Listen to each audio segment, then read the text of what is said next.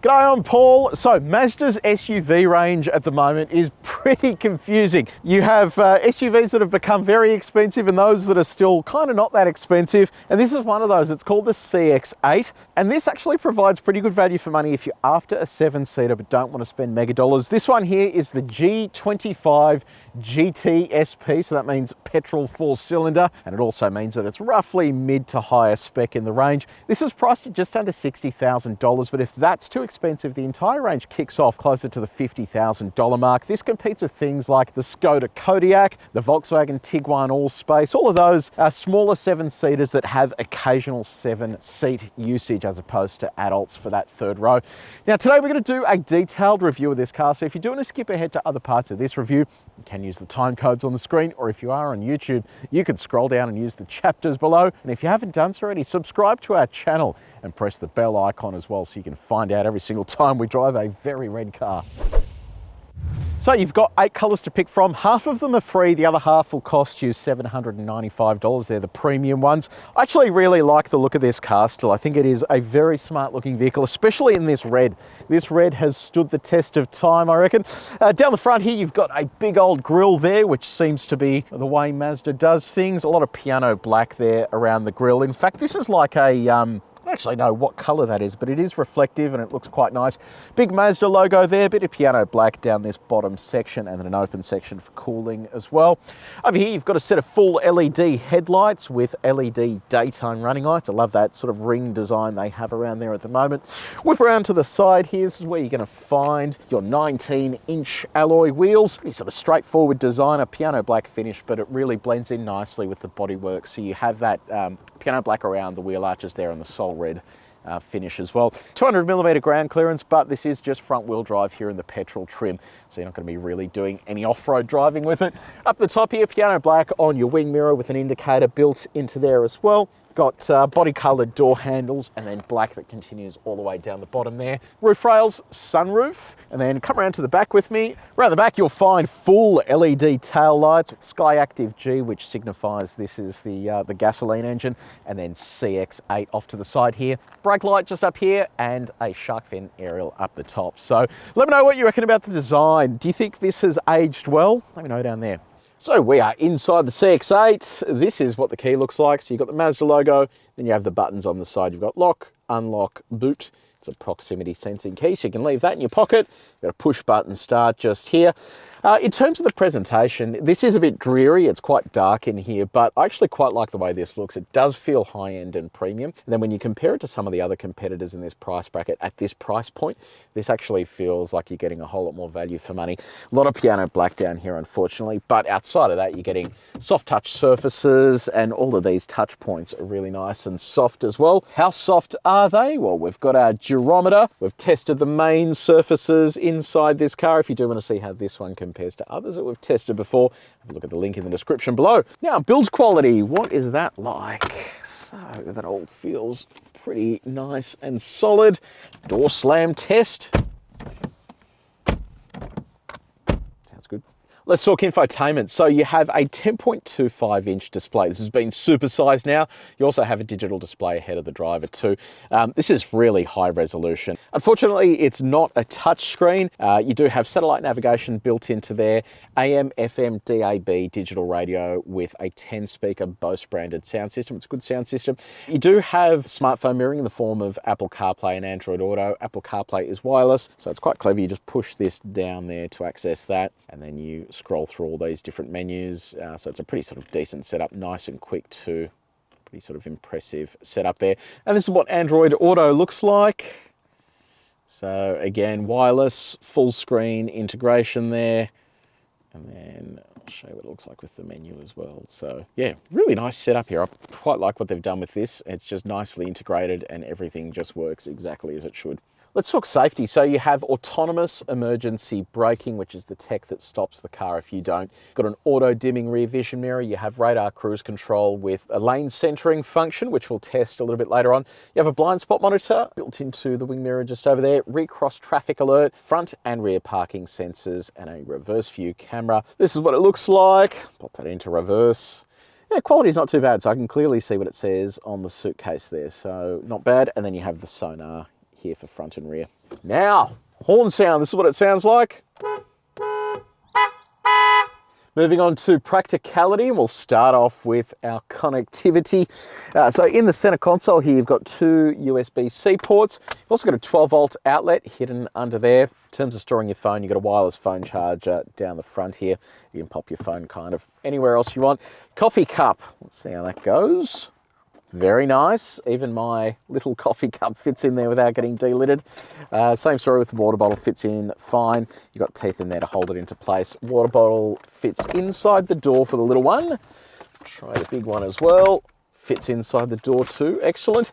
Other storage, so you've got this center console here that's sort of reasonably sized. There's a glove box down here as well that's sort of reasonably sized too. And finally, you have a sunglasses holder up the top.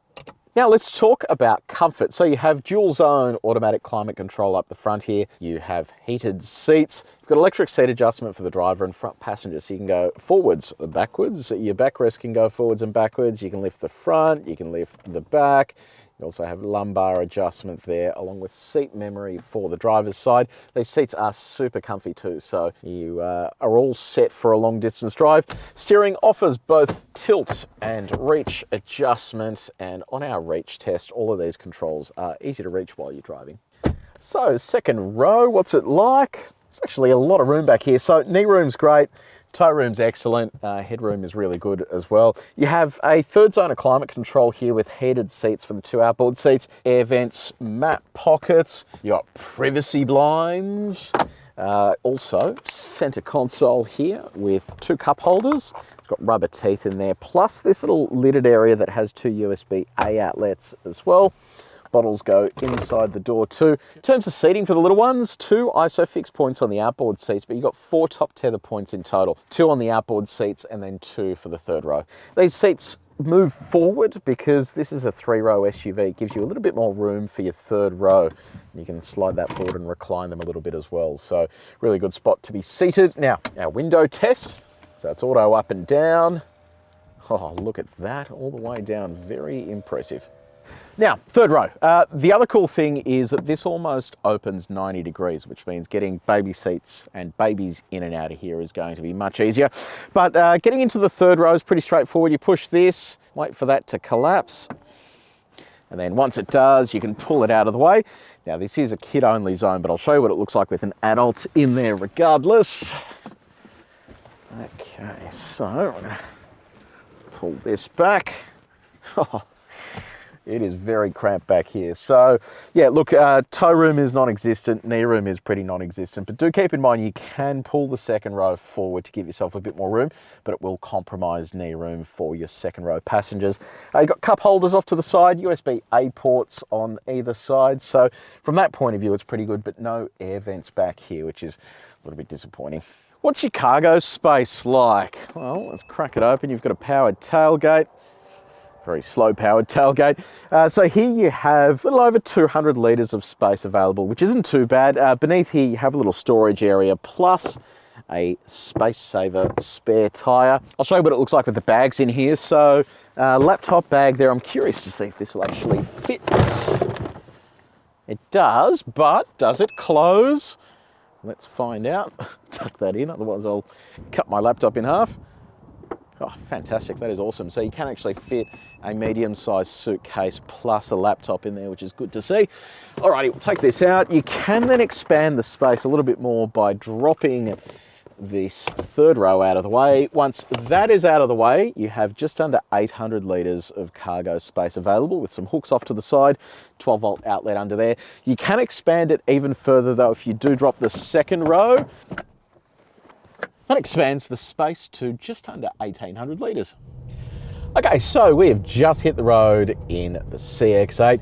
It is worth just pointing out quickly that if you go for a petrol variant, not only is it naturally aspirated, but the petrol variants are also front-wheel drive as well. So the only way you can get yourself into an all-wheel drive is through a diesel. So just something worth keeping in mind. So this particular variant, the G25, uses a 2.5 litre naturally aspirated 4-cylinder petrol engine. It makes 140 kilowatts of power and 252 Newton meters of torque. So not a huge amount, and that's all mated to a 6-speed automatic transmission. How does all that feel behind the wheel? Let's give it a little punch here. Yeah, look, the transmission's actually nice and quick and sharp, but yeah, it just really doesn't have much torque. You sort of, even when it's screaming there, you don't really feel that push in the back. So I think if you are after some torque, or perhaps you want to do some towing, because it is worth keeping in mind, this has 1,800 kilos of brake towing capacity. It is slightly higher with the diesels, and you are limited anyway to downball weight of 150 kilos. But if you do want to tow, I would go down the path of the diesel instead of the petrol. So what does that mean in terms of fuel economy? Well, Mazda claims a combined economy of 8.1 litres per 100 Ks. We are currently sitting on 10.1. So a little higher than that claim, but still not that bad when you consider the size of this thing. If you go down the path of something like a Kluger, like the V6 version of the Kluger just chewed through the gas. Even now the new turbocharged 4 is still a little bit thirsty when you consider the size. Obviously Kluger is a bit bigger, but I think that's actually a pretty reasonable fuel economy. Now let's talk sine waves. We'll jack the speed up a little bit here to 130 Ks an hour. Maximum speed limit in Australia, and also the speed you might hit when you're overtaking. These sine waves give us a really good idea of what this is like in terms of body control. So here we go. Oh, I think it just left the ground there. It is very floaty. Yeah, they've dialed a lot of softness into the ride, and as a result of that, when you hit those sine waves, it just lingers right up the top there. That's going to be amplified with the more passengers you have inside the car as well, so keep that in mind. That is something just to take note of. It means that in and around the city, the ride is actually really nice. So if you hit potholes, speed humps, that kind of thing, it's actually really good. But when you are touring in the country and you do hit those consecutive sine waves, it is going to buck about a little bit. Rough road time, so with a soft ride, I think this actually should be pretty good. So we do this at 90 Ks an hour. It's a shocker of a road. Yeah, look at this already in the early stages of these corrugations. It's actually getting along really smoothly. Here comes our condensed sine wave. It's going to shake the crap out of the car. Yeah, it's not too bad. It's not overly skittish on that. So yeah, look, I think the one of those side benefits of having that softer ride is that if you do hit this type of road or you drive in the country often, it is going to feel nice and comfortable, but still quite composed. Now, let's talk visibility. So I can see clearly down the front of the car there. The wing mirrors are big, but it's kind of like a narrow the vision there, so it could be a little bit wider potentially, but it does have a blind spot monitor built into there. Visibility out the back is okay. It's a narrow envelope, but the seat, top of the seats don't really get in the way of things. And then you have the front rear parking sensors, cameras, and all that sort of fun stuff. Now, you do have paddle shifters here on the steering wheel to row through the gears manually. And in addition to that, you also have a sport mode. So you flick that up to go into sport mode. Let's go for a little punt around the track here on a faster drive and see what it's like. Obviously, you're not going to be doing this every day of the week, but we test all the cars back to back in the same way to see how they perform. All right, a lot of body roll there. Yeah, stacks of body roll, and as a result of that, you get that inside wheel flaring up when you get on the throttle. But it is actually pretty manageable. You can be quite confident with the throttle and you know exactly what the car's going to do.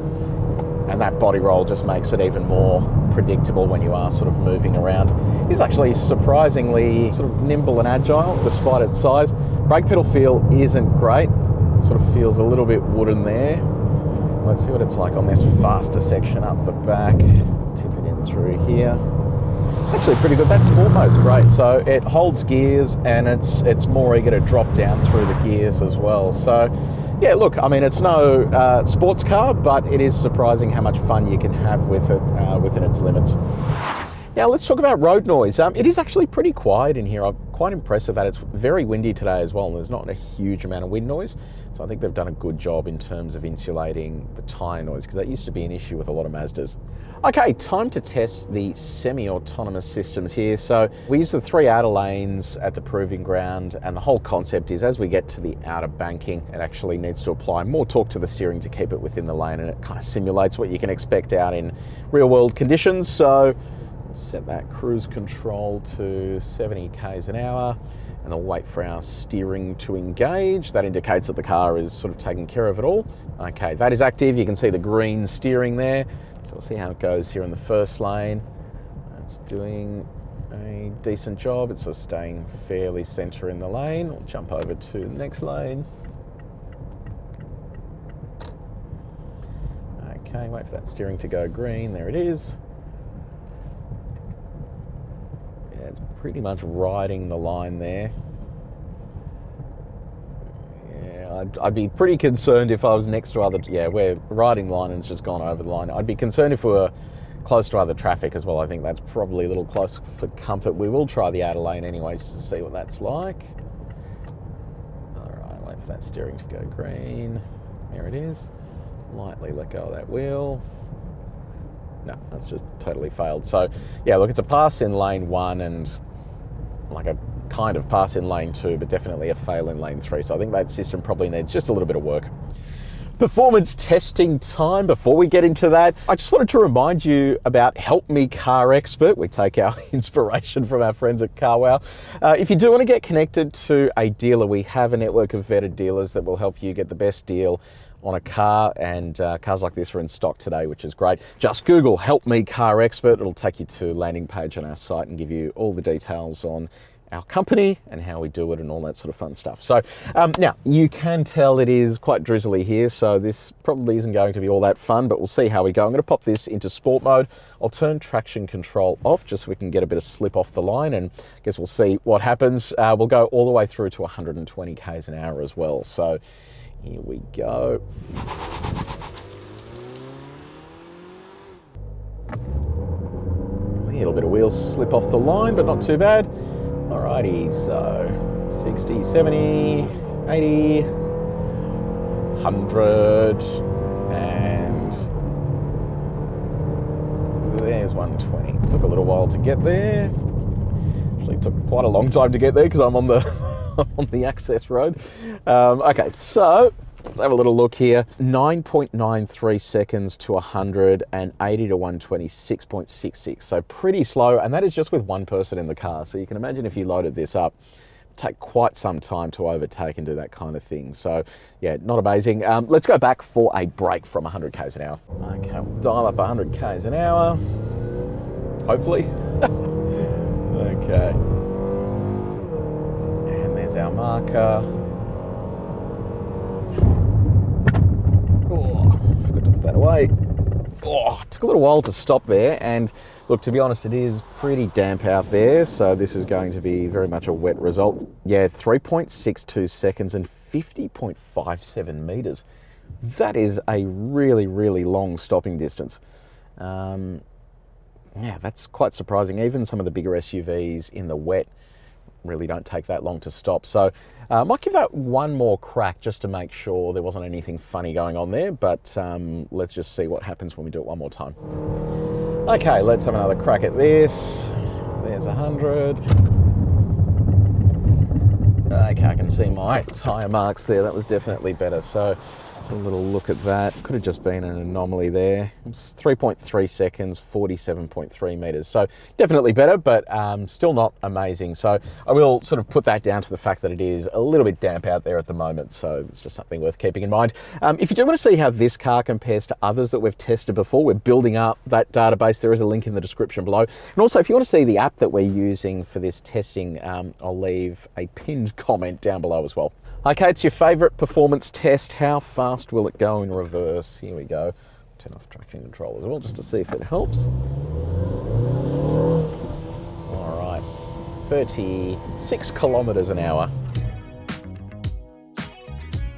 So Mazda CX-8, what do we reckon? Look, I think that everything is great. It is just let down by the engine. It just doesn't have the punch that you want. And certainly if you are loading it up with people, it is going to feel positively slow as you try and overtake and stuff like that. So I think that is worth keeping in mind. It is worth considering the diesel if you do need that extra punch. If you're just driving in and around the city, it's fine. But yeah, it is the only Achilles heel of what is otherwise a pretty impressive machine. So let me know in the comments section below.